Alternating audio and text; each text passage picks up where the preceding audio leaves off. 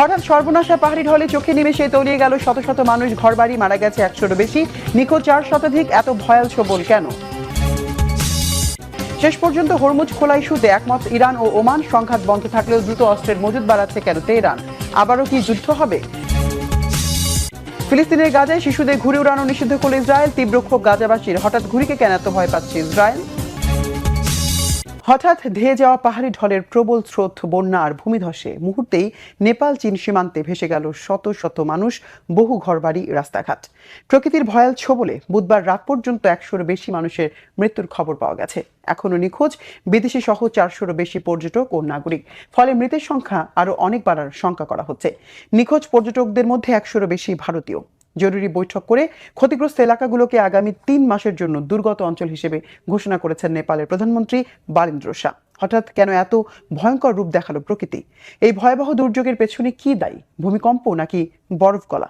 দৃশ্যটি তিব্বতের গাইরং কাউন্টির, যেন সমুদ্র তীরবর্তী এলাকায় সুনামির দৃশ্য। উজানের ঢলে গা শিউরে ওঠা এই তাণ্ডব ধরা পড়ে ঘটনাস্থলের আশেপাশের নিরাপত্তা ক্যামেরায়। কিছু বুঝে ওঠার আগেই ভেসে যান শত শত মানুষ। রাস্তাঘাট ধসেই বিচ্ছিন্ন হয়ে পড়ে নেপালের সাথে সংযুক্ত গাইরং স্থলবন্দরের যোগাযোগ। একই অবস্থা চীন তিব্বত সীমান্তবর্তী নেপালেরও। ঢলের তোড়ে ভেসে যায় বিস্তীর্ণ এলাকা। প্রাণপণে দৌড়ে পালানোর চেষ্টাও কাজে লাগেনি।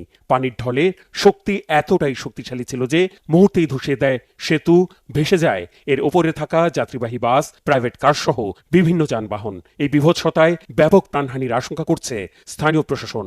এই ঢলের কারণ কি? কতটা ক্ষয়ক্ষতি হলো নেপালের? স্থানীয় সময় বুধবার সকালে নেপালের উত্তরাঞ্চলীয় ভোটেকোশি নদীতে ব্যাপক ঢল নামে।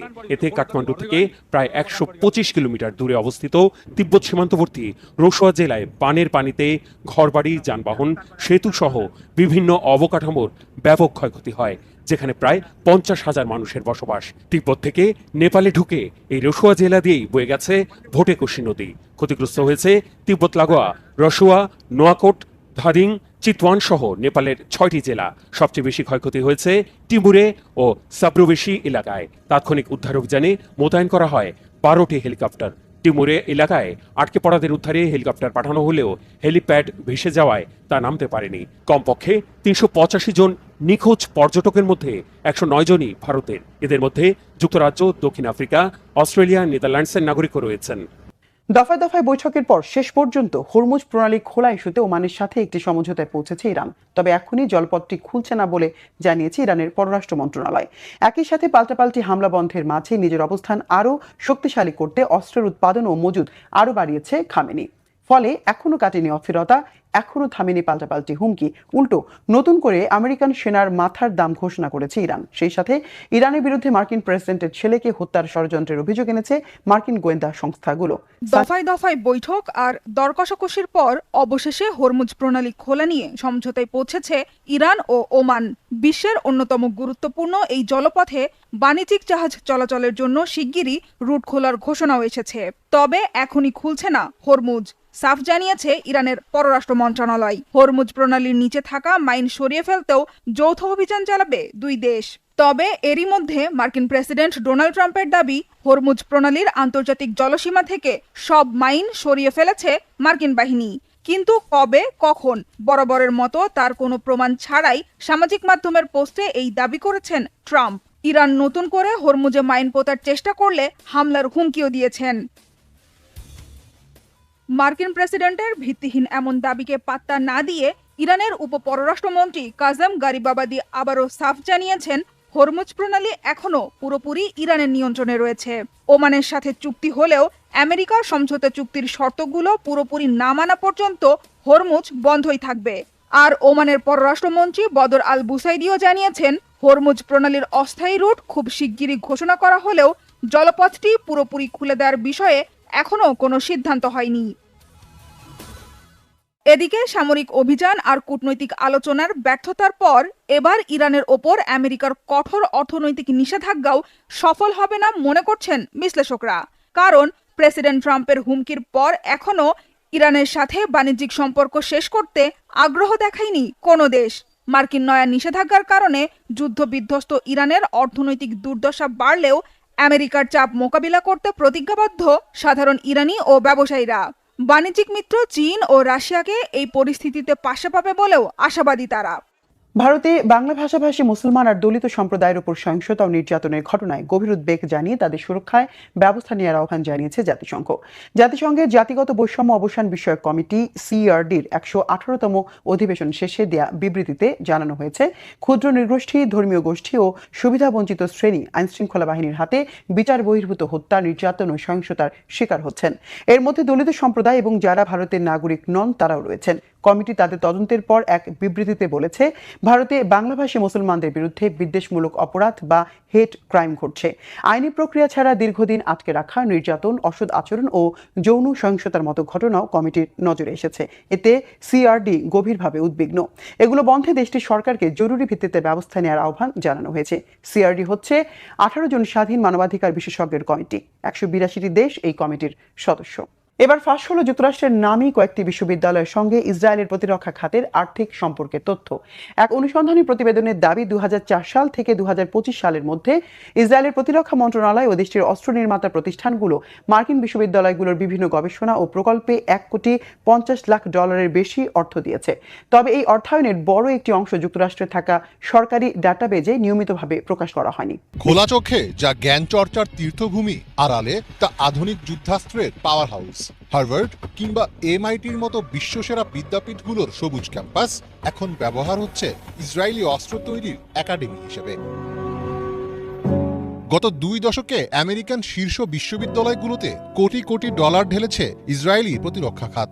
কিন্তু শিক্ষা ও গবেষণার বদলে এই বিনিয়োগের অর্থ ব্যয় হচ্ছে যুদ্ধ কৌশলের পেছনে। যুক্তরাষ্ট্রের বিভিন্ন বিশ্ববিদ্যালয়ে ইসরায়েলি অস্ত্র কোম্পানির গোপনে কোটি কোটি ডলার ঢালার তথ্য সম্প্রতি সামনে এনেছে সংবাদ মাধ্যম ড্রপ সাইট নিউজ, যাদের অনুসন্ধানটি পরিচালনা করেছে এন্টি-ওয়ার ইনিশিয়েটিভ। 25 আগস্ট প্রকাশিত সেই প্রতিবেদনে বলা হয়, যুক্তরাষ্ট্রের শীর্ষ 15টিরও বেশি বিশ্ববিদ্যালয়ে তহবিল দিয়েছে ইসরায়েলের প্রতিরক্ষা মন্ত্রণালয় ও দেশটির বিভিন্ন অস্ত্র কোম্পানি। তবে এই অর্থায়নের বড় একটি অংশ যুক্তরাষ্ট্রে থাকা সরকারি ডাটাবেজে নিয়মিতভাবে প্রকাশ করা হয়নি। অনুসন্ধান অনুযায়ী 2004 থেকে 2025 সাল পর্যন্ত ইসরায়েলের প্রতিরক্ষা মন্ত্রণালয় এবং দেশটির প্রতিরক্ষা শিল্প সংশ্লিষ্ট প্রতিষ্ঠানগুলোর সঙ্গে যুক্ত $1,50,00,000 বেশি অর্থায়নের তথ্য প্রকাশ করা হয়নি অথবা অসামঞ্জস্যপূর্ণভাবে উপস্থাপন করা হয়েছে। বিশ্ববিদ্যালয় ও অঙ্গরাজ্য পর্যায়ের নিরীক্ষা নথি, বিদেশি অর্থায়ন সংক্রান্ত তথ্য এবং একাডেমিক দলিল বিশ্লেষণ করে এ তথ্য পাওয়া গেছে বলে প্রতিবেদনে উল্লেখ করা হয়। এই আর্থিক সম্পদের সঙ্গে Columbia, Cornell, Princeton, Harvard, Northwestern, Georgia Tech, Texas Tech সহ যুক্তরাষ্ট্রের খ্যাতনামা বিভিন্ন বিশ্ববিদ্যালয়ের নাম উঠে এসেছে। অত্যন্ত সুনির্দিষ্ট কৌশলে ইসরায়েল মার্কিন বিশ্ববিদ্যালয়গুলোর গবেষণাগার ও গবেষকদের ব্যবহার করছে। এদিকে পাকিস্তানের ইসলামাবাদে একটি হাসপাতালে আগুন লেগে মারা গেছে অন্তত 15 নবজাতক। হাসপাতালটির নবজাতক ওয়ার্ডের 3য় তলায় লাগা আগুনে 14 শিশু পুরোপুরি দগ্ধ হয়েছে। স্থানীয় সময় বুধবার ভোর 6:45 ইসলামাবাদের Pakistan institute of medical sciences হাসপাতালে স্ত্রীরোগ ও প্রসূতি বিভাগের ওয়ার্ডে আগুন লাগে। হাসপাতালের কর্মকর্তারা জানান, ওই ওয়ার্ডে নবজাতকদের রাখার কক্ষে মোট 16টি শিশু ছিল। একজনকে উদ্ধার করা সম্ভব হয়েছে। আগুনের খবর পেয়ে উদ্ধারকারী দল দ্রুত ঘটনাস্থলে পৌঁছায়। ফায়ার সার্ভিসের 6টি গাড়ি ও 4টি অ্যাম্বুলেন্স সেখানে উদ্ধার কাজে অংশ নেয়। পরে আগুন নিয়ন্ত্রণে আনা গেছে। ধারণা করা হচ্ছে, এসির কম্প্রেসর বিস্ফোরণের পর ওই কক্ষে আগুন ছড়িয়ে পড়ে। 12ই রবিউল আউয়াল পবিত্র এই দিনেই পৃথিবীতে আগমন করেছিলেন মহানবী হযরত মুহাম্মদ সাল্লাল্লাহু আলাইহি ওয়াসাল্লাম। অজ্ঞতা, কুসংস্কার আর নানা অনাচারে ডুবে থাকা আরব সমাজকে আলোর পথ দেখিয়ে যিনি প্রতিষ্ঠা করেছিলেন সত্য, ন্যায় ও মানবতার আদর্শ। 40 বছর বয়সে হেরা গুহায় তার উপর নাজিল হয় পবিত্র কোরআনের প্রথম আয়াত।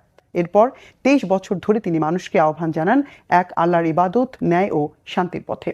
12 রবিউল আউয়ালেই তার পৃথিবী থেকে বিদায় নেওয়ার কথাও ইসলামী ঐতিহ্যে স্মরণ করা হয়। এবার ফিলিস্তিনের গাজায় নিষিদ্ধ হলো ছোট শিশুদের স্বপ্ন উড়ানো, নিষিদ্ধ হলো তাদের এক টুকরো স্বস্তি রঙিন কাগজের ঘুরে উড়ানো। নারী শিশুদের হত্যার পাশাপাশি শিশুদের ছোট ছোট আনন্দ, স্বস্তি আর স্বপ্নটুকু মেরে ফেলতে চাচ্ছে গণহত্যাকারী বর্বর ইসরায়েল। আর তাই হামলার অজুহাত দিয়ে শিশুদের ঘুড়ি উড়ানো নিষিদ্ধ করলো নেতানিয়াহু সরকার। তাদের দাবি, ঘুড়িতে ড্রোন বেঁধে হামলা হতে পারে ইসরায়েলে। তাদের এই নির্মমতায় ক্ষুব্ধ গাজাবাসীর অভিযোগ, অক্টোবরে ইসরায়েলের আসন্ন নির্বাচনে জয় পেতে ফিলিস্তিন যুদ্ধ জিয়ে রাখতে চায় নেতানিয়াহু সরকার। প্রচন্ড রাগ আর ক্ষোভে রং বেরঙের এই ঘুড়িগুলো ছিঁড়ে ফেলছে যুদ্ধবিধ্বস্ত ফিলিস্তিনের গাজার এই অবুঝ শিশু। বোমার শব্দ আর বাতাসে বারুদ ও লাশের গন্ধের মাঝে স্বজন আর ঘরহারা গাজার শিশুদের কাছে এই ঘুড়ি ছিল এক টুকরো স্বস্তি। ইসরায়েলের নৃশংস আগ্রাসন আর মৃত্যু ভয়ের মাঝে এই শিশুরা চেয়েছিল দম বন্ধ করা বন্দি দশা থেকে মুক্ত হতে, চেয়েছিল বারুদ বিস্ফোরক নেই ছোট এই রঙিন কাগজ দিয়ে একটু বাঁচার আকুতি। তাও যেন মানতে পারেনি গণহত্যাকারী ইসরায়েল। পরমাণু অস্ত্রের ভয় দেখানো নেতানিয়াহুর বাহিনী এখন কাঁপছে এই ঘুড়ি দিয়ে হতে পারে ড্রোন হামলা। তাই এই ঘুড়ি দিয়ে গাজা থেকে ইসরায়েলের ড্রোন হামলার অজুহাত দেখিয়ে ঘুড়ি উড়ানো নিষিদ্ধ করেছে বর্বর ইসরায়েল। আমেরিকার শুল্কের জবাবে এবার মার্কিন পণ্যের উপর পাল্টা সর্বোচ্চ 50% শুল্ক আরোপ করেছে কানাডা। যুক্তরাষ্ট্রের প্রায় 27.6 বিলিয়ন ডলার সমমূল্যের পণ্যের উপর কার্যকর হবে এই নতুন শুল্ক। আগামী 8 সেপ্টেম্বর থেকে যুক্তরাষ্ট্র থেকে আমদানি করা প্রায় 700 ধরনের পণ্যে 15, 25 ও 50% পর্যন্ত শুল্ক কার্যকর হবে। মঙ্গলবার কানাডা সরকার ঘোষণা দেয়, নতুন শুল্কে যুক্তরাষ্ট্রের ইস্পাত, অ্যালুমিনিয়াম, আসবাবপত্র ও পোশাকের মতো কয়েকটি গুরুত্বপূর্ণ পণ্যে সর্বোচ্চ 50% শুল্ক বসবে। পনির, গৃহস্থালী সরঞ্জাম ও কিছু সামুদ্রিক খাবারে 25% এবং ইলেকট্রনিক্স পণ্য ও যন্ত্রপাতিতে 15% শুল্ক আরোপ করা হবে। নতুন শুল্কের পাশাপাশি যুক্তরাষ্ট্রের বাণিজ্য নীতিতে ক্ষতিগ্রস্ত শ্রমিক ও শিল্প খাতকে সহায়তায় 7.5 বিলিয়ন কানাডিয়ান ডলারের একটি নতুন ও বর্ধিত প্যাকেজ ঘোষণা করেছে কানাডা সরকার। বাংলাদেশ ভারত সম্পর্কের বরফ গলিয়ে নতুন এক অধ্যায় শুরুর সম্ভাবনা তৈরি হয়েছিল প্রধানমন্ত্রী তারেক রহমানের সম্ভাব্য দিল্লি সফর ঘিরে। কিন্তু ভারতের মাটিতে বসে ক্ষমতাচ্যুত সাবেক প্রধানমন্ত্রী শেখ হাসিনার রাজনৈতিক বক্তব্য সেই সম্ভাবনাকে নিষ্প্রভ করে তুলেছে। এই প্রেক্ষাপটে কিভাবে কাটতে পারে বাংলাদেশ ভারতের মধ্যে চলমান অচল অবস্থা, তা নিয়ে বিশেষ এক প্রতিবেদন প্রকাশ করেছে আল জাজিরা। বাংলাদেশের প্রধানমন্ত্রী তারেক রহমানের সম্ভাব্য দিল্লি সফর ঘিরে যখন ঢাকা ও নয়াদিল্লির মধ্যে সম্পর্কের নতুন সমীকরণ তৈরির আলোচনা চলছিল, তখনই ভারতের মাটিতে বসে ক্ষমতাচ্যুত সাবেক প্রধানমন্ত্রী শেখ হাসিনার রাজনৈতিক বক্তব্য নতুন করে কূটনৈতিক টানাপোড়েন সৃষ্টি করেছে। ফলে বহুল আলোচিত এই সফর আপাতত অচল অবস্থার মুখে পড়েছে। কি করে এই অচল অবস্থা খুলতে পারে, এ নিয়ে বিশ্লেষণী এক প্রতিবেদন প্রকাশ করেছে আল জাজিরা। গত 5 আগস্ট নয়াদিল্লিতে আয়োজিত এক ভার্চুয়াল সংবাদ সম্মেলনে শেখ হাসিনা, তার ছেলে ও আওয়ামী লীগের নেতারা 2024 সালের গণ অভ্যুত্থান এবং তার সরকারের পতনের সমালোচনা করেন। শেখ হাসিনা 2024 সালের আগস্টে ক্ষমতাচ্যুত হওয়ার পর থেকে ভারতে অবস্থান করছেন। ভারতের ভূখণ্ড থেকে তার প্রকাশ্য রাজনৈতিক বক্তব্যে ক্ষুব্ধ প্রতিক্রিয়া জানায় ঢাকা। বাংলাদেশের পক্ষ থেকে বলা হয়, শেখ হাসিনাকে এ ধরনের রাজনৈতিক কর্মকাণ্ডের সুযোগ দেওয়া থেকে বিরত রাখতে হবে, যা ঢাকা দিল্লির সম্পর্ককে প্রভাবিত করতে পারে। আল জাজিরাকে সাবেক কূটনৈতিক কর্মকর্তা ফয়সাল মাহমুদ বলেন, শেখ হাসিনার প্রত্যর্পণ একটি দীর্ঘ ও জটিল আইনি প্রক্রিয়া হলেও ভারতের ভূখণ্ড থেকে তার রাজনৈতিক কার্যক্রম নিয়ন্ত্রণ করার বিষয়টি নয়াদিল্লির হাতে। 12 লাখ টাকা জমিয়েছিলেন প্রায় 8 বছর ধরে গয়না কেনার জন্য, তাও স্বামীর কাছ থেকে লুকিয়ে। কিন্তু শেষ পর্যন্ত সাধের গয়না কেনা হলো না হতভাগ্য সেই নারীর। টাকার বাক্স খুলতে স্তব্ধ স্বামী স্ত্রী। 12 লাখ টাকার সব নোট হয়ে গেল কাগজকুচি। কিভাবে হলো এমনটা? গয়না বানাবেন এ স্বপ্নে স্বামীর কাছ থেকে লুকিয়ে 8 বছর ধরে টাকা জমিয়েছিলেন এক নারী। একটু একটু করে সঞ্চয় করে জমিয়েছিলেন 12 লাখ টাকা। কিন্তু সেই সঞ্চয় খুলে দেখতেই মাথায় হাত। টাকা নেই, বাক্স ভর্তি শুধু কাগজ কুচি। সংবাদ মাধ্যম সূত্রে জানা গেছে, 2019 সাল থেকে জমানো টাকা একটি বাক্সে লুকিয়ে রেখেছিলেন ওই নারী। সম্প্রতি সেই টাকা বের করে গয়না কিনতে যাবেন বলে ঠিক করেছিলেন। কিন্তু বাক্স খুলতে দেখতে পান নোটগুলো কুচি কুচি হয়ে ছড়িয়ে আছে। তা দেখে কান্নায় লুটিয়ে পড়েন তিনি। তবে তার স্বামী খুঁজে খুঁজে কিছু ভালো টাকা সংগ্রহ করলেও তাদের চোখে মুখে ফুটে ওঠে হতাশা। ধারণা করা হচ্ছে বাক্সের ভেতরে ঢুকে ইঁদুরই নষ্ট করেছে পুরো সঞ্চয়। ভারতের উত্তরপ্রদেশের গন্ডার ঘটনাটি ছড়িয়ে পড়ার পর ভিডিওটিতে দেখা যায় ঘাসের উপর 2 বস্তা ছেঁড়া নোট ছড়িয়ে রাখা হয়েছে। কয়েকজন সেগুলো নেড়েচেড়ে দেখছেন যদি কোনো নোট উদ্ধার করা যায়। পাশে দাঁড়িয়ে থাকতে দেখা যায় কয়েকটি শিশুকেও।